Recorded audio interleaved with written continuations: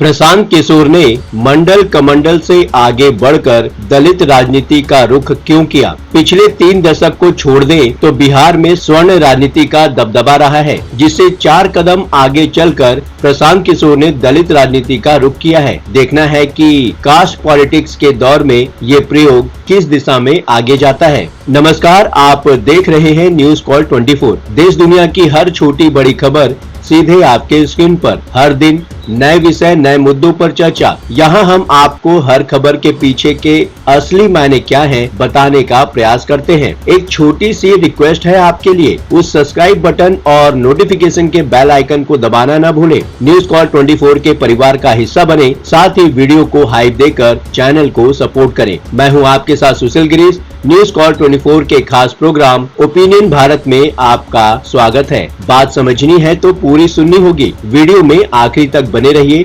आइए बढ़ते हैं खबरों की तरफ। बिहार की राजनीति पर एक वेब सीरीज बनी है, महारानी। महारानी के हर सीजन में कहानी में काफी ट्विस्ट देखने को मिलता है। अब तो ऐसा लग रहा है प्रशांत किशोर ने भी महारानी को बहुत ध्यान से देखा है। प्रशांत किशोर ने जन स्वराज पार्टी के लिए मनोज भारती को नेता चुना है और ये टाइटल भी महारानी के मुख्य किरदारों वाला ही है। महारानी के मुख्य किरदार है रानी भारती और भीमा भारती। मुमकिन है आने वाले दिनों में जन स्वराज पार्टी में भी महारानी की तरह राजनीति के उतार चढ़ाव और घात प्रतिघात देखने को मिलेंगे। प्रशांत किशोर राजनीति में दूसरों के कंधों पर बंदूक रखकर चलाते रहे हैं। अब भी जिस कंधे पर हाथ रखा है वो भी दूसरे का ही है, लेकिन निशाना थोड़ा बदल लिया है। अपने क्लाइंट के लिए वो चाहे जिस आबादी पर फोकस करते रहे हों, अपने लिए बिहार में दलित वोट बैंक को टारगेट कर रहे हैं और काफी सोच समझकर अपनी राजनीतिक जमीन हासिल करने के मकसद से मनोज भारती को आगे किया है। मनोज भारती दलित समुदाय से आते हैं और IAS अधिकारी रहे हैं। जन स्वराज पार्टी की घोषणा के दौरान प्रशांत किशोर जोर देकर बता रहे थे कि मनोज भारती कई देशों में राजदूत रह चुके हैं और प्रशांत किशोर से काबिल हैं। मनोज भारती पिछले 2 साल से जन स्वराज के लिए प्रशांत किशोर के साथ बिहार में सक्रिय हैं और अगले साल मार्च तक कार्यकारी अध्यक्ष पद पर बने रहेंगे। संगठन चुनाव के बाद नियमित अध्यक्ष बनेंगे। बिहार विधानसभा का चुनाव 2025 के आखिर में होना है। पहले सवर्ण, फिर OBC और अब दलित राजनीति। 2024 के लोकसभा चुनाव के पहले से ही जातीय राजनीति जोर पकड़ने लगी थी और बिहार में तो महागठबंधन का मुख्यमंत्री रहते हुए नीतीश कुमार ने तत्कालीन डिप्टी CM तेजस्वी यादव के साथ जातिगत जनगणना भी कराई थी। ये तो आम चुनाव के काफी पहले से ही लगने लगा था कि मंडल बनाम कमंडल को मुद्दा बनाने की कोशिश हो रही है। कुछ हद तक कोशिश कामयाब भी हुई। यूपी और बिहार से आए लोकसभा के नतीजे तो ऐसा ही बताते हैं। बीजेपी जहां अपने राष्ट्रवाद और हिंदुत्व के एजेंडे के साथ चलने की कोशिश कर रही थी, लालू यादव ने मंडल बनाम कमंडल की राजनीति में उलझाने की कवायद शुरू कर दी और अब अगले साल होने वाले बिहार विधानसभा चुनाव तक उसे ले जाने की तैयारी है। प्रशांत किशोर अपने लिए एक गैप देख रहे हैं। यही वजह है कि बिहार में अब तक हावी रही स्वर्ण और OBC राजनीति से आगे बढ़कर दलित राजनीति का रुख किया है। बीते 3 दशक की बात करें तो बिहार में OBC राजनीति हावी रही है। RJD नेता लालू यादव ने 90 के दशक में पिछड़ों की राजनीति से सत्ता हासिल की और मुस्लिम वोट के साथ गठजोड़ कर करीब 1.5 दशक तक सत्ता पर काबिज रहे। जेल जाने की नौबत आई तो पत्नी राबड़ी देवी को बिहार का मुख्यमंत्री बना दिया था। बाद में नीतीश कुमार ने भी उसी जातिगत राजनीति में थोड़ी हेरफेर के साथ अपना सिक्का चलाया। बीजेपी का साथ छोड़कर लालू यादव से भी हाथ मिलाया। सही मौका देखकर छोड़ भी दिया और अब तक कुर्सी पर बने हुए हैं। लालू यादव से पहले भी पिछड़े वर्ग के नेता मुख्यमंत्री बने थे, लेकिन वे सभी स्वर्ण राजनीति का हिस्सा ही थे। कर्पूरी ठाकुर हो या भोला पासवान, शास्त्री, सब के सब स्वर्ण राजनीति की बदौलत ही मुख्यमंत्री की कुर्सी तक पहुंच पाए थे। ध्यान से देखें तो ऐसे नेताओं का कार्यकाल भी कोई लंबा नहीं रहा। अब तो जातीय राजनीति का असर हुआ है। प्रशांत किशोर ने अपने लिए बढ़िया मौका देखा है। हालांकि वो इस बात से इनकार करते हैं कि ब्राह्मण होने के कारण उन पर सवाल उठ रहे थे,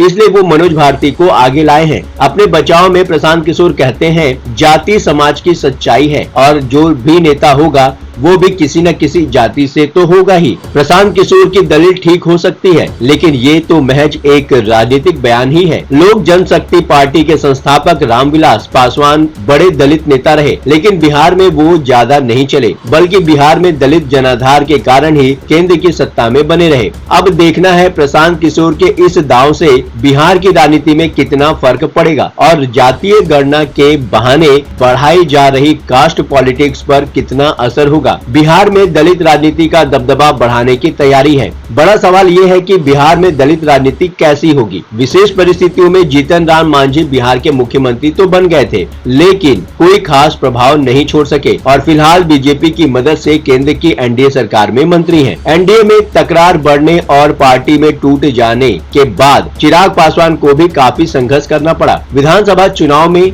नाकामी हाथ लगने के बाद काफी दिनों तक वो बिहार में ही जमे रहे, लेकिन वो अपने पिता की राह पर चलते हुए केंद्र में मंत्री बन गए हैं। हाल की ही बात है, लालू प्रसाद यादव और जीतन राम मांझी के बीच जोरदार जुबानी जंग चल रही थी, जिसे जातीय राजनीति के असर के रूप में ही देखा गया। दोनों एक दूसरे के खिलाफ आक्रामक हो गए थे, एक दूसरे पर गंभीर आरोप लगा रहे थे, एक दूसरे से पूछ रहे थे जो बताते हो क्या उसी जाति के हो। जब रामविलास पासवान की सबसे ज्यादा सीटें आई थी, मुस्लिम मुख्यमंत्री का दांव खेला था, लेकिन बात नहीं बनी। ऐसे भी समझ सकते हैं पासवान जहां पिछड़ गए, प्रशांत किशोर उसे आगे बढ़ाने का प्रयास कर रहे हैं। तो क्या आगे चलकर चिराग पासवान पर भी दांव खेलने का इरादा है क्या? जातीय जनगणना की राजनीति के बीच ये नया दांव क्या है? बिहार में जातिगत गणना के नतीजे घोषित किए जाने के बाद बीजेपी नेतृत्व की तरफ से काउंटर करने की कोशिशें हुई थी। ये बात अलग है कि मामला संवेदनशील होने के कारण बीजेपी भी जातिगत गणना की प्रक्रिया से